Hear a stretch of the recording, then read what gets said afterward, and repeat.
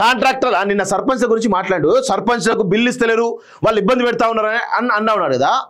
మీ హయాంలో ఎంతమంది సర్పంచ్ చనిపోయినా కేసీఆర్ చెప్పు, ఎంతమంది సర్పంచ్ చనిపోయారు? వాళ్ళ బిల్లు ఏం నువ్వు కదా, నీ పరికిమాల ప్రభుత్వం కాదా, నీ పరికిమాల చేతనంతరం కాదా? సిగ్గు లేకుండా మళ్ళీ సర్పంచ్ అంటే ఇప్పుడు సర్పంచ్ ఎలక్షన్స్ వస్తున్నాయి కాబట్టి ఇప్పుడు సర్పంచ్ బిల్లు ఇస్తారని చెప్పి మాట్లాడుతా ఉన్నావు. 600 కోట్లు 700 కోట్లు రిలీజ్ చేశారు ఫస్ట్ టర్మ్లో. అది గుర్తుపెట్టుకో. నీ హయాంలో ఒక్క రూపాయి ఇబ్బంది పెట్టకుండా అసలు నీ సర్పంచ్ బిల్లు ఇవ్వకుండా చేసింది ఎవరా? నీ పరికిమాలినోడు కాదా, నువ్వు కాదా? సిగ్గు లేకుండా మళ్ళీ మాట్లాడుతా ఉన్నావు. వాళ్ళు నువ్వు డబ్బులు ఇవ్వకపోతే పంచాయతీరాజ్ వ్యవస్థ మొత్తాన్ని కూడా నిర్వీర్యం చేసిందే నువ్వు కదా కేసీఆర్. సిగ్గు లేకుండా మళ్ళీ వాళ్ళ గురించి మాట్లాడుతున్నావు.